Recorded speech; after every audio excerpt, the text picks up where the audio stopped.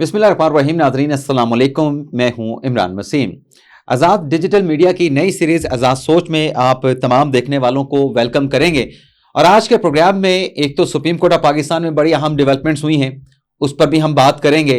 3 मुख्तलिफ मुकदमात की समाअत और जस्टिस मंसूर अली शाह का फैसला, ये सारी डिटेल सुप्रीम कोर्ट में होने वाली अहम हैपनिंग्स की, अहम डेवलपमेंट्स की आपके साथ हम शेयर करेंगे।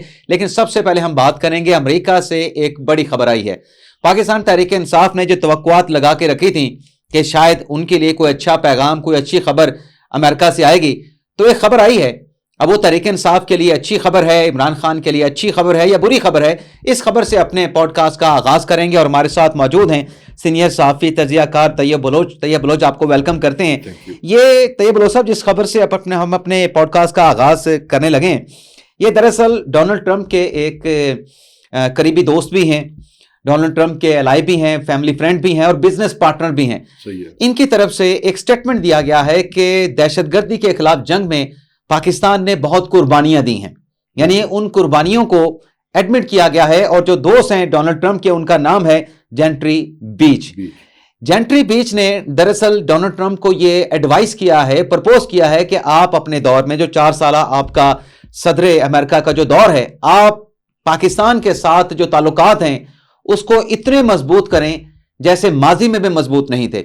इस खबर के बाद आप क्या समझते हैं कि जो पाकिस्तान तहरीक इंसाफ उम्मीदें लगा के बैठी है कि वहां से कोई ठंडी हवा का झोंका आएगा और अडयाला जेल के दरवाजे खुल जाएंगे, बानी पीटीआई बाहर आ जाएंगे, तो क्या समझते हैं ये जो डोनाल्ड ट्रंप को सजेस्ट कर रहे हैं उनके अपने दोस्त, अपने बिजनेस पार्टनर, तहरीक इंसाफ के लिए अच्छी खबर है या बुरी खबर है? देखिए, तहरीक इंसाफ की जो ख्वाहिशात है ना, वो अरमानों में बदलने लगी हैं और आप देखेंगे ऐसा ऐसा बदलेंगी। ये तो अभी एक टूटे अरमानों में। हाँ, तो अब देखें कि जेंट्री बीच जो हैं, ये पाकिस्तान के बहुत अच्छे दोस्त भी रहे हैं और माजी में आते भी रहे हैं मुख्तलिफ इवेंट्स में, मुख्तलिफ वाक़यात में, मुख्तलिफ हालात में। तो ये जो है, ये ट्रंप के मेन आप कह सकते हैं इन्वेस्टर भी हैं। उनकी पूरी इलेक्शन कैंपेन थी, उस पर भी इन्वेस्ट किया, सारा कुछ था। फिर दोनों इलेक्शन कैंपेन्स में इसने फंड रेजिंग भी की और फंडिंग भी बिल्कुल की। और फिर बिजनेस पार्टनर भी हैं, क्योंकि वो पाकिस्तान को बहुत अच्छे से जानते हैं, यहाँ पे इन पर्सन कई विजिट कर चुके हैं। तो उन्होंने जो एडवाइस की है उसको, प्रेसिडेंट ट्रंप को, तो वो एडवाइस जो है वो तहरीक इंसाफ के लिए तो अच्छी नहीं है, क्योंकि अगर ट्रंप ने जो है वो पाकिस्तान के साथ वो ताल्लुकात रवा रखे जिसकी जो है वो जेंट्री बीच साहब ख्वाहिश कर रहे हैं, तो फिर जो है वो तो हमें अडयाला जेल वालों के लिए जो वो ताल्लुकात अगर इस्तवार किए और ठीक है, और वो ताल्लुकात इस्तवार करेंगे। प्रेसिडेंट ट्रंप को जितना मैं जानता हूं, क्योंकि मैंने क्लोज उनको स्टडी किया और उनके स्लोगन्स को, और इवन उनकी इस टाइम जो ख्वाहिश कोशिश है वो ड्रेन दी स्वैम्प, उनका एक बाकायदा एक नारा है जो वो वहां पे लॉन्च करेंगे, लेकिन उसका इम्पैक्ट पाकिस्तान पे बहुत ज्यादा पड़ेगा। वो ये है कि पाकिस्तान में जो है उन्होंने ये हम तसर लेते थे या था कि जी खान साहब की जो है बानी पीटीआई का कोई उनके साथ ताल्लुक है, कोई ताल्लुक नहीं है। वो एक डिप्लोमेटिक था, वो पाकिस्तान के जरिए ही खान साहब को जानते थे, बाकायदा उनका कोई ताल्लुक नहीं था। उनका ताल्लुक है विद इन पाकिस्तान बहुत सारी पर्सनैलिटीज के साथ। आपने उस दिन बिलावल भुट्टो जरदारी की बात सुनी थी ना, वो कह रहे थे कि मैं जो है वो ट्रंप के साथ नाश्ते पे जा रहा हूँ, नाश्ता पे इन्वाइट किया है तो मैं वहां पे बैठूंगा, लेकिन उन्होंने कहा कि हमारा जो ट्रंप के साथ ताल्लुक है, उन्होंने कहा मैं कोई जो है वो बड़ा दावा नहीं करता, हुकूमती ओहदेदार नहीं हूं, लेकिन हमारा खानदानी ताल्लुक है, बीबी शहीद के वक्त से ताल्लुक है। तो आप इन चीजों को देखें, ये जेंट्री बीच को देख ले, फिर ये बिलावल भुट्टो जरदारी की जो है वो वहां पे जाना और वो चीजें देख लें, तो मुझे जो है एक और एलिमेंट भी है तैयब बलोच साहब, वो भी आप शामिल करें ना इसमें जी। वो ये है कि मोहम्मद बिन सलमान जो है वो $600 बिलियन की इन्वेस्टमेंट अमेरिका में करने का ऐलान कर चुके हैं। और डोनाल्ड ट्रंप ने, प्रेसिडेंट ट्रंप ने ऐलान किया है कि मैं मोहम्मद बिन सलमान से कहूंगा कि आप $600 बिलियन नहीं बल्कि $1000 बिलियन की आप अमेरिका में इन्वेस्टमेंट करें। अब पाकिस्तान के एस्टेब्लिशमेंट के सऊदी अरब के साथ बड़े अच्छे ताल्लुकात हैं, शरीफ खानदान के बड़े अच्छे ताल्लुकात हैं सऊदी शाही खानदान के साथ, और फिर आप बता रहे हैं कि बिलावल भुट्टो जरदारी के ट्रंप के साथ बड़े अच्छे ताल्लुकात हैं। ये सारी अगर आप चेन बनाएं तो फिर इस चेन को देख के हम जो एनालिसिस ड्रॉ कर सकते हैं, तो फिर इमरान खान तहरीक इंसाफ के लिए तो कुछ अच्छा निकलता हुआ, कुछ अच्छा सामने आता हुआ तो नजर नहीं आ रहा। देखें, सऊदी कार्ड को तो खुद पीटीआई ने जो है वो गारत किया है। مجھے یہ بتائیں بشرا بی بی نے جو محمد بن سلمان کی پالیسیوں پہ کرٹیسائز کیا، یہ کسے اٹھا کے لے آئے، یہ کسے آپ اٹھا کے لے کے آئے ہیں، یہ سارا کچھ ہے. تو یہ تو انہوں نے اپنے پاؤں بیسکلی کاٹے ہیں. اور ویسے بھی آپ دیکھیں کہ ایون یہ تو سعودی عرب کی ہم بات کریں، جب رحیم یار خان میں آپ کے علاقے میں یا یہ آئے تھے جو ولی وہ ہیں دبئی کے شیخ آئے تھے، اس ٹائم انہوں نے کیا یہاں پہ کمپین لانچ کی تھی. اتنے گھٹیا لوگ ہیں. تو انہوں نے ہمارے جو دوست ممالک ہیں کہیں نہ کہیں ان کو وہ بینیفٹ دے سکتے تھے.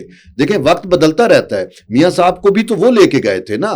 آج وہ اگر خان صاحب ان سے تعلقات اچھے رکھتے، بشرا بی بی جو ہے وہ اپنا منہ بند رکھتی اور اس طرح کی اسٹیٹمنٹ نہ دیتی، تو شاید ان کو کہیں نہ کہیں ریلیف مل سکتا تھا. الٹا انہوں نے مخالفت کی. یہ جو اگر سعودی کارڈ کو ہم دیکھیں کہ امریکہ کے ساتھ جو ان کے انویسٹمنٹ اتنی بھاری انویسٹمنٹ کر رہے ہیں، 1000 ارب ڈالر کی، ٹرمپ 600 کا تو اعلان کر دیا، 600 کا تو اعلان کر دیا ہے.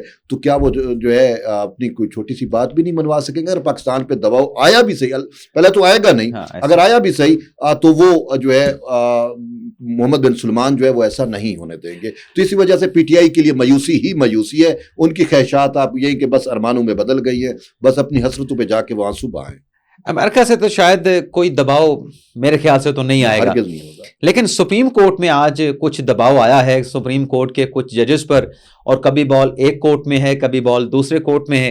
منصور علی شاہ صاحب نے جو فیصلہ دیا ہے، اس فیصلے میں تو سپریم کورٹ کے چیف جسٹس کو، جسٹس امین الدین خان کو، جسٹس جمال خان مندوخیل کو، جسٹس محمد علی مظہر کو ایک طریقے سے انہوں نے توہین عدالت کا مرتکب قرار دے دیا کہ انہوں نے کنٹیم کی ہے. منصور شاہ صاحب کے اس فیصلے پہ آپ کیا کہتے ہیں؟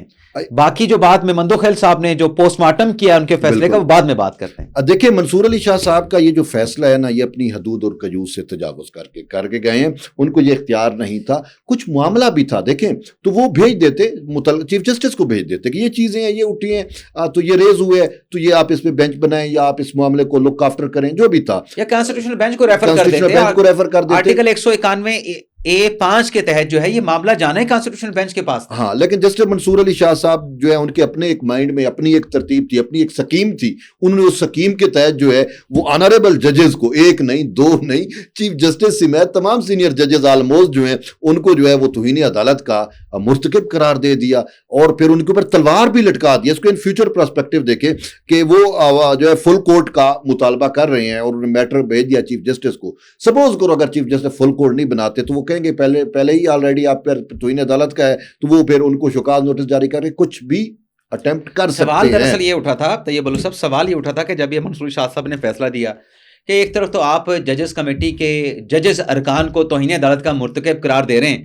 یعنی افریدی صاحب کو بھی، امین الدین خان صاحب کو بھی، مندوخیل صاحب کو، محمد علی مظہر صاحب کو، دوسری طرف آپ وہی معاملہ جس میں آپ ان کو توہین عدالت کا ملزم کہہ رہے ہیں، بالکل پھر چیف جسٹس اسی ملزم کو آپ بھجوا رہے ہیں کہ آپ فل کورٹ بنا دیں. تو یہ سوال بھی اٹھ رہا تھا. بالکل، نہ آپ کو اس سوال کا جواب مل رہا تھا، نہ مجھے اس سوال کا جواب مل رہا تھا.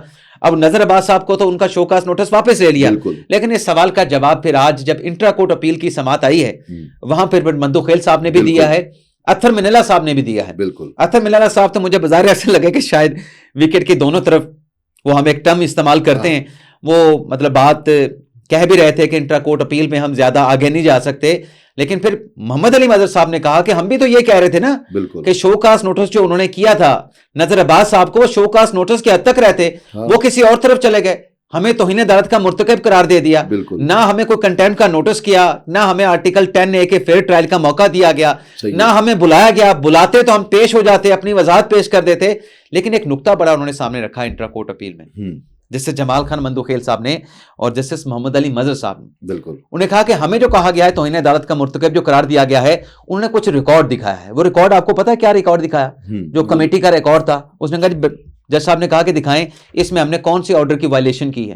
صحیح ہے، وہ کیا تھا دکھائیں، بتائیں نا ذرا، کچھ اور بھی بتائیں جو آپ کو یاد ہو. بات یہ ہے کہ اس میں سب سے اہم چیز یہ ہے کہ جسٹس منصور علی شاہ صاحب کو ہی اگر ہم ان کے کنڈکٹ کو دیکھیں تو وہ چیزیں وہ خود اپنے سٹانس بدلتے رہے ہیں. ٹھیک ہے، یہاں پہ انہوں نے میٹر بھیج دیا، وہ جو ڈال دیا میٹر، وہ ڈال دیا دونوں کمیٹیوں پہ، ایک supreme court practice and procedure act committee, دوسری کانسٹیٹیوشنل کمیٹی.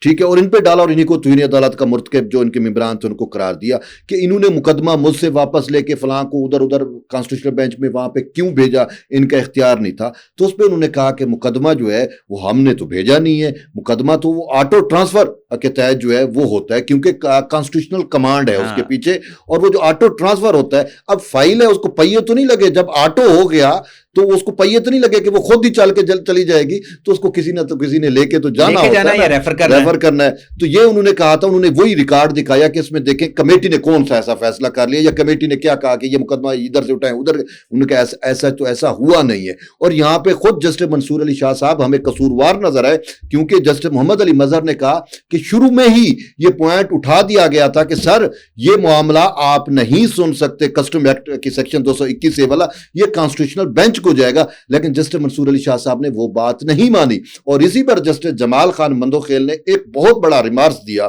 جس کے بڑے اثرات مرتب ہو سکتے ہیں یا ہوں گے. انہوں نے کہا کہ چلو ٹھیک ہے, ہم تو توہین عدالت کے مرتکب ہو گئے. ایسے نہیں کہا, انہوں نے کہا کہ ہمیں تو کہا کہ ہم نے آرڈر کی وائلیشن کر دی, جوڈیشل آرڈر کی وائلیشن کر دی, لیکن یہ کیس تو آٹومیٹکلی جانا تھا کانسٹیٹیوشن کی کمانڈ کے تحت کانسٹیٹیوشنل بینچ کے پاس. بالکل منصور علی شاہ صاحب کے سامنے اعتراض اٹھایا گیا, منصور علی شاہ صاحب نے وہ اعتراض نہیں مانا اور وہ کیس کانسٹیٹیوشنل بینچ کو ریفر نہیں کیا. تو کیا یہ آئین کی خلاف ورزی نہیں کی معزز جج جناب منصور علی شاہ صاحب نے؟ ایک طرف انہوں نے کہا کہ جوڈیشل آرڈر کی وائلیشن ہے, دوسری طرف کانسٹیٹیوشنل کی کمانڈ ہے, تو کیا کرتے؟ جوڈیشل آرڈر کو دیکھتے یا کانسٹیٹیوشن کی کمانڈ کو دیکھتے؟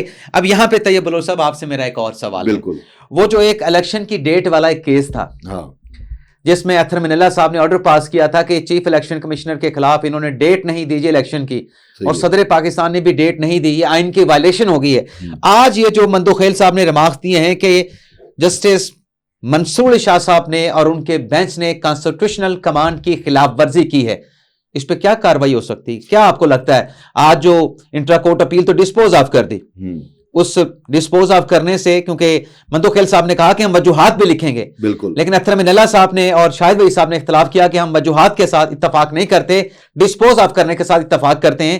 وجوہات کیا ہو سکتی ہیں؟ کیا معاملہ منصور شاہ صاحب کے خلاف آئینی خلاف ورزی کا کوئی ایسا میٹر سامنے آ سکتا ہے؟ دیکھیں, پہلی بات تو یہ ہے کہ جو آپ نے کہا کہ اگر کانسٹیٹیوشنل کمانڈ پوری نہ ہو تو کیا ہو سکتا ہے, یہی تو جسٹس جمال خان صاحب بھی کہہ رہے کہ اگر آئین سے انحراف ہوا اور یہ اپیرنٹ ہے. اچھا, اس کا جواب خود جسٹس منصور علی شاہ صاحب نے دیا ہوا ہے. کیا کہ انہوں نے کہا ہے کہ یہ کانسٹیٹیوشن جو ہے نا, اس کا آرٹیکل 5 پابند بناتا ہے کہ آپ جو ہے وہ کانسٹیٹیوشن پہ عمل درآمد کریں گے, اور حلف کی بات بھی کی. حلف کی بات, اب جب کانسٹیٹیوشن آپ آرٹیکل 5 پہ عمل درآمد نہیں کر رہے تو پھر آگے آرٹیکل 6 آتا ہے. میں آگے زیادہ بات نہیں کروں گا آپ کے سامنے, نہیں, ہم جنرل بات کر رہے ہیں.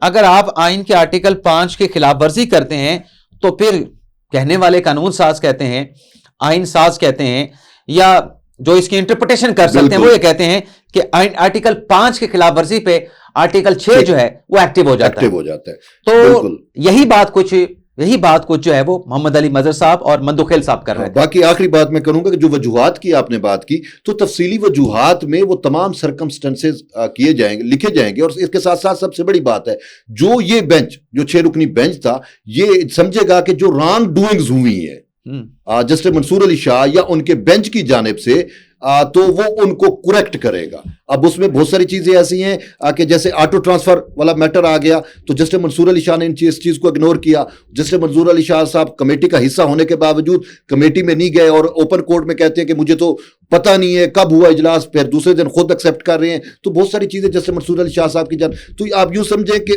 جسٹس منصور علی شاہ کے تمام آرڈر کا جو ہے وہ آپریشن کیا جائے گا, اور ایک پوسٹ مارٹم کیا جائے گا, اور ایک نقطے کا تفصیلی وجوہات میں جواب دیا جائے گا. تو یہ تھا ناظرین ہمارا آج کا پوڈ کاسٹ. آپ سے اجازت چاہتے ہیں. اللہ تعالیٰ ہم سب کا حامی ناصر ہو. اپنی دعا میں یاد رکھیے گا. اللہ حافظ.